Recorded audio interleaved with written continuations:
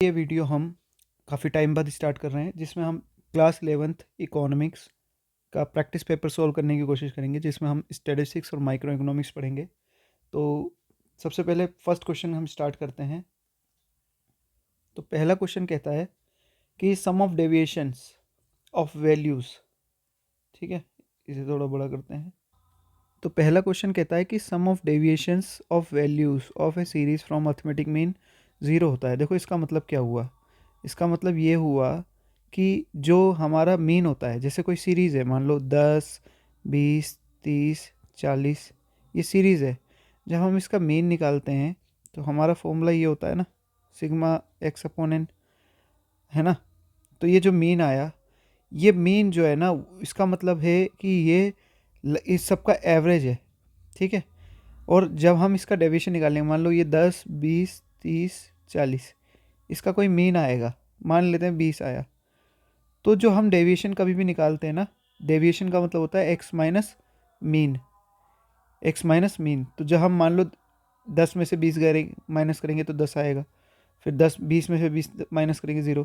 तो ये जो डेविएशन होता है इसका मतलब टोटल यानी सिग्मा, ये हमेशा 0 होता है। आप करके देख लेना, कभी भी आप डेविएशन निकालोगे ना, मीन से डेविएट करोगे, मतलब दूरी निकालोगे, मीन से दूरी जो निकालोगे ना सबकी, ये डी जो निकालोगे, सिग्मा डी हमेशा 0 आता है। तो पहला है हमारा ट्रू हो गया, ठीक है। और जो दूसरा है, दूसरा ऑप्शन कह रहा है कि अर्थमेटिक मीन एंड मीडियन जो है सीरीज़ के लिए वो इक्वल नहीं हो सकते। तो ये बात गलत है।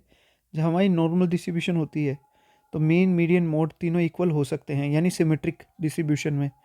तो ये आंसर है इसका है कि ये हो सकते हैं। ये स्टेटमेंट जो है कैन नेवर बी इक्वल, ये फॉल्स है और ये ट्रू है। तो आंसर हमारा हो गया फर्स्ट, ठीक है। दूसरा क्वेश्चन हमारा कह रहा है कि इनमें से कौन सा जो है मीडियन निकालने के लिए काम आता है। हिस्टोग्राम नहीं, बार डायग्राम नहीं, अर्थमेटिक लाइन ग्राफ नहीं, ओजाइव। जब हम लेस देन ओजाइव बनाते हैं और मोर देन ओजाइव बनाते हैं तो इन दोनों को जहाँ मिलता है वहाँ हम मीडियन फाइंड कर सकते हैं, ठीक। तीसरा क्वेश्चन है हमारा कि जो कोरिलेशन कोफिशिएंट होता है वो कितने से कितने के बीच में होता है। तो -1 से लेके +1 के बीच, ये सबको पता है। बी आंसर हुआ ऐसा, क्योंकि जब हम कोरिलेशन निकालते हैं तो उसकी वैल्यू या तो एक्सट्रीम -1 आएगी या एक्सट्रीम +1 आएगी या इसके बीच में आएगी, मतलब इन दोनों के बीच में आएगी। ज़ीरो का मतलब है कोई कोरिलेशन नहीं है दो वेरिएबल्स में। दो वेरिएबल्स का मतलब है दो चीज़ों में, उसको इकोनॉमिक्स के लैंग्वेज में हम वेरिएबल्स बोल देते हैं। उसका मतलब होता है कि मान लो हम खुद कोई दो चीज़ें ले रहे हैं कि फादर की हाइट और बच्चों की हाइट, तो उसमें रिलेशनशिप कोरिलेशन फाइंड कर रहे हैं। तो या तो कोई कोरिलेशन नहीं होगा या बहुत ज़्यादा होगा तो +1, ठीक है। उल्टा रिलेशन बिल्कुल होगा तो -1, बिल्कुल परफेक्ट होगा तो -1 का मतलब परफेक्ट नेगेटिव कोरिलेशन, +1 का मतलब परफेक्ट पॉजिटिव, ठीक है। और इसके बीच में होगा तो मॉडरेट कोरिलेशन बोल देते हैं। 0.25 के करीब होगा तो लो बोल देंगे, -0.25 या फिर +0.25। तो ये है, आप वो कोरिलेशन की वीडियो देख सकते हो उसके लिए। अगला क्वेश्चन पढ़ते हैं कि which of the following is not a method to collect primary data. Primary data collect करने का कौन सा मेथड नहीं है। पहला बोल रहा है कि approaching the owner of A company of for information about employees, directly contacting the informants for information, contacting people for collecting information over the telephone, asking informants to fill a questionnaire sent to them through mail। देखो ये तो information हो गया questionnaire से लेने वाला, ठीक। इसके अलावा contacting people for collecting information over telephone, telephonic interview हो गया ये। Directly contacting informants for information, ये भी सही है। Approaching the owner of A company for information about employees, ये प्राइमरी इन्फॉर्मेशन नहीं हुई, पहले वाली, सॉरी यहाँ पहले वाली, ठीक है। ये सेकेंडरी है, उसके पास तो ऑलरेडी अवेलेबल है, आप ओनर कंपनी के ओनर से ले रहे हो, तो ये प्राइमरी डेटा नहीं हुआ, ठीक। नेक्स्ट क्वेश्चन पढ़ते हैं। इनमें से कौन सा विच of the following define the statistics in singular sense. देखो सिंगुलर सेंस का मतलब होता है मेथड्स और प्लूरल सेंस का मतलब होता है डेटा। जब हम डेटा की बात करें तो इसका मतलब हम बात कर रहे हैं किसकी, प्लूरल स्टैटिस्टिक्स की, प्लूरल स्टैटिस्टिक्स। और जब हम सिंगुलर स्टैटिस्टिक्स की बात करते हैं तो हम मेथड्स ऑफ स्टैटिस्टिक्स यानी mean, median, mode, correlation, Spearman correlation, index number, ये सब है क्या, ये सब है सिंगुलर स्टैटिस्टिक्स। तो collection of data, organisation of data, aggregate of facts, data collected in systematic manner. तो सिस्टमेटिक मैनर जो है ये भी मेथड है, ऑर्गेनाइजेशन भी मेथड है, कलेक्शन, एग्रीगेट्स ऑफ फैक्ट्स। ये एग्रीगेट ऑफ फैक्ट्स जो है ना, ये प्लूरल स्टैटिस्टिक्स है। तो फर्स्ट, सेकंड, फोर्थ, इसको देखते हैं एक बार। इसमें एक गलती है कि ये डी वाला ऑप्शन में डी दे रखा है। आई थिंक ये फर्स्ट, सेकंड, फोर्थ हमारा होना चाहिए। ठीक है, अगला क्वेश्चन देखते हैं हम। कबीर जो है उसने कलेक्ट किया data regarding the pass percentage of students in class 12th board exams of A school for the last 5 years. पिछले 5 सालों में जो 12th क्लास के स्टूडेंट्स जो पास हुए वो उनका डेटा कलेक्ट किया। This data will be classified as qualitative, quantitative, chronological या ज्योग्राफिकल। देखो ज्योग्राफिकल का डेटा वो होता है जो किसी एरिया में, यानी दिल्ली, बिहार वगैरह का डेटा कलेक्ट किया तो ज्योग्राफिकल डेटा हो गया। ठीक, मान लो आपने क्रोनोलॉजी, आपने पिछले साल 19, मान लो कोई डेटा कलेक्ट कर रहे हो आप ईयर वाइज 1970, 1980, 1990, ये हो गया क्रोनोलॉजिकल डेटा। क्वालिटेटिव हो गया जब आप मेल फीमेल उनकी ईयर, उनकी कोई क्वालिटी पे। क्वांटिटेटिव हो गया जैसे आपने मार्क्स और नंबर ऑफ स्टूडेंट्स ऐसा कुछ कलेक्ट किया, कौन कौन से बच्चे। तो कबीर ने कलेक्ट किया डेटा रिगार्डिंग पास परसेंटेज, कितने बच्चों की, कितने बच्चे जो है pass percentage of students in class 12 board exam of school for last 5 year, पिछले 5 सालों में। तो क्रोनोलॉजिकल क्लासिफिकेशन हुआ ये। ठीक, अगला क्वेश्चन हम देखते हैं। रीड द फॉलोइंग स्टेटमेंट, तो असर्शन रीजन वाला है। A continuous frequency distribution can be presented using histogram. Continuous frequency हो गई 0 से 10, 10 से 20, ये हो गई कॉन्टिन्यूस फ्रीक्वेंसी। और histogram is a graphical method for presenting data. तो भाई हिस्टोग्राम जो है ग्राफिकल है, तो ये इसमें मैं थोड़ा कंफ्यूज हूँ मैं, टू बी वेरी ऑनेस्ट। तो ये क्योंकि मेरे को काफ़ी इसमें देखा हो, तो ग्राफिकल तो ये वाले होते हैं कर्व्स वगैरह, ये ग्राफिकल आई थिंक नहीं है। तो इसको एक बार आप देख लेना और कमेंट में बता देना क्या आंसर ठीक होना चाहिए। अगला क्वेश्चन पढ़ते हैं। पहला स्टेटमेंट तो ठीक है ना। इनमें से कौन सा not affected by extreme values, median, mode, arithmetic mean. देखो अर्थमेटिक मीन ना एक्सट्रीम वैल्यू से अफेक्ट होता है कि मान लो सीरीज है 10, 20, 30, 40, 50। अब मान लो इस 50 को मैं कर दूं 5000, तो मीन जो होगा ना, मीन क्या आता है, सिग्मा एक्स अपॉन एन, यानी सबका टोटल करो और नंबर ऑफ आइटम से डिवाइड कर दो। तो अभी जो मीन आएगा वो हमारा 25 या 30, मान लो ये 50 रहता तो 25 या 30 हमारा एवरेज आता, 25-30 कुछ आता। लेकिन अगर मैं इसे 5000 कर दूं तो हमारा जो मीन है वो बढ़ जाएगा, यानी जो एवरेज वैल्यू आएगी वो बढ़ जाएगी, बहुत ज़्यादा बढ़ जाएगी। ठीक है, यानी वो इस एक्सट्रीम वैल्यू से अफेक्ट हो गई। या मैं इस वैल्यू को बहुत घटा दूँ, 1 कर दूँ, 2 कर दूँ, तो ये वैल्यू हमारी एवरेज जो है ना, वो एवरेज जो आ रहा है मीन, वो अफेक्ट होगा। लेकिन अगर मैं इसे 5000 कर दूँ, 10,000 कर दूँ, तो मीडियन तो अफेक्ट नहीं होगा। मीडियन का मतलब इसका आधा, इसके बीच में जो आ रहा है, बीच में तो पहले भी 25 आएगा तो अब भी 25 ही आएगा। तो मीडियन अफेक्ट नहीं होता ऊपर या नीचे से, यानी एक्सट्रीम वैल्यू से। इसी तरीके से मोड भी अफेक्ट नहीं होता, क्योंकि मोड मान लो यहाँ पे 33 बार आ रहा है, तो मैं यहाँ 5000 ऐड करूँ या 10,000 करूँ, इससे कोई फ़र्क ही नहीं पड़ता। यानी अर्थमेटिक मीन अफेक्ट होता है एक्सट्रीम वैल्यू से मोस्टली इसमें। ठीक, ओनली फर्स्ट। नेक्स्ट क्वेश्चन पढ़ते हैं। Correlation can be estimated graphically with the help of. Correlation को क्या हम ग्राफ से, स्कैटर डायग्राम से हम कर सकते हैं फाइंड। स्कैटर डायग्राम होता है, ऐसे हम प्लॉट कर देते हैं एक्स और वाई की वैल्यू को, और हम देखते हैं कि क्या इसमें कोई पैटर्न बन रहा है। ऐसा बन रहा है तो पॉजिटिव कोरिलेशन है, ऐसा बन रहा है मान लो डॉट डॉट डॉट ऐसे आ गए तो नेगेटिव है, और ऐसा बन गया बहुत ज़्यादा दूर बिखरा हुआ है तो इसका मतलब कोई कोरिलेशन नहीं है। ठीक है, नेक्स्ट क्वेश्चन देखते हैं। तो अक्टूबर रिटेल इन्फ्लेशन, इन्फ्लेशन महंगाई दर है 7%, आरबीआई ने कहा। रिटेल इन्फ्लेशन कैलकुलेट की जाती है कंज्यूमर प्राइस इंडेक्स से, बी, और कॉस्ट ऑफ लिविंग इंडेक्स भी बोलते हैं इसे। तो बी एंड सी आंसर हुआ।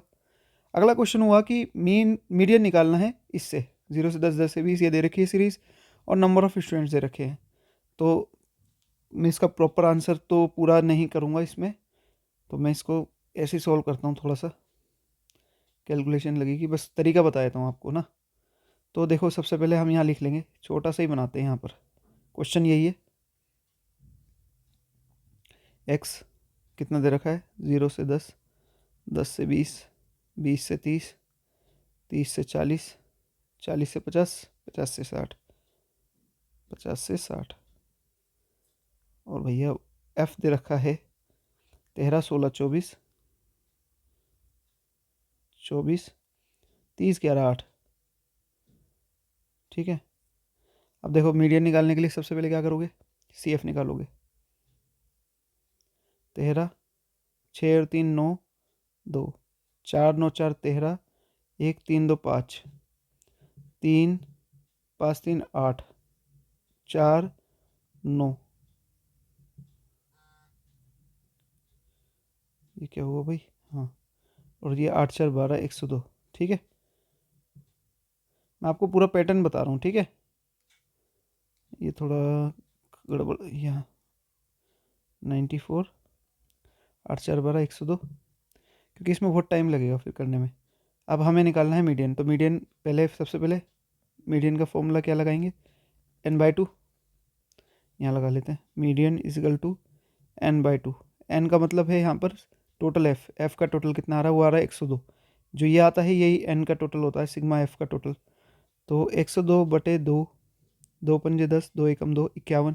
51 CF में कहाँ लाई कर रहा है? यहाँ पर कर रहा है, 53 से के अंदर आ रहा है। 53 के सामने ये है, तो ये हमारी 20 to 30 हो गई मीडियन क्लास। अब मीडियन का फॉर्मूला लग जाएगा, जो कि होता है हमारा फॉर्मूला होता है L plus n/2 minus CF/F into I. ठीक है जी। अब इसमें देखो, ये आया हमारा लोअर लिमिट है 20, n/2 हाफ कितना? 51।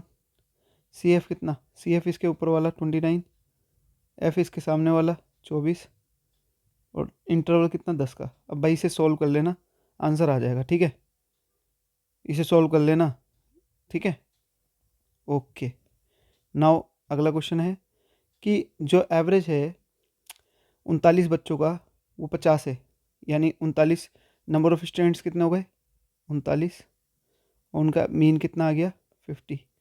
The marks obtain bye 40th student is 39 more than the average marks of all student 40। Find the arithmetic mean marks of all 40 students. अच्छा, तो ये बोल रहा है कि 39 का 50 मीन है। जो एक 40वां बच्चा है उसके marks 39 more than the average marks of all 40 students. जो सभी बच्चों के आने चाहिए, 40 का जो एवरेज आएगा उससे 39 is the marks obtained by 40th student is 39 more than the average marks of all 40। ठीक है, तो 40 का जो एवरेज आया उससे 40 ज़्यादा हैं किसके? 40वें बच्चे के। तो ये 40वां बच्चा है x40, और मीन जो आया 40 का, ये जो मीन आया उससे 39 ज़्यादा है इसके मार्क्स। तो कह रहा है 40 के मीन निकालो। देखो यहाँ निकाल लेते हैं, तो मीन का फॉर्मूला लगाते हैं। अगर मैं 40 का मीन निकाल रहा हूँ, तो सिग्मा x 40 बच्चों का अपॉन n। ठीक है, n तो 40 है, तो इसको ये आ गया। अब ये कह रहा है, ठीक है, ये आ गया हमारा 40 बच्चे हैं यहाँ पर। ठीक है, और इसको हम निकालने के लिए जो हमारे पास 39 का सिग्मा x निकालना है हमें। ठीक है, तो सिग्मा x ये आ जाएगा, ये 40 का टोटल निकालना है ना। तो अब हम इसको क्या करें, x 40 बच्चों का जो टोटल निकालना है, तो इसको निकालने के लिए क्या करेंगे हम? 39 का जो टोटल आया, 39 का टोटल कैसे आएगा? सिग्मा x 39 का तो आ जाएगा, जो मीन दे रखा है 39 बच्चों का मल्टीप्लाइड बाय 39, है ना। तो मीन कितना दे रखा है? 50, 39 बच्चों का, और 39 बच्चे, तो ये आ जाएगा 900। पहले तो 0, 5 निम 45।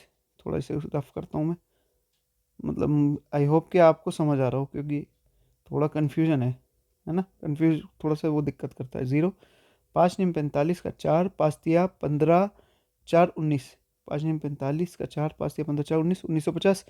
इससे 39 ज़्यादा है इसका, इससे नहीं, मतलब जो एवरेज था वो। ठीक है, हम यहाँ लगते हैं 1950, और इसको थोड़ा रफ कर देता हूँ, ये तुम देख लेना खुद। 1950 है ये 1950 ही आएगा।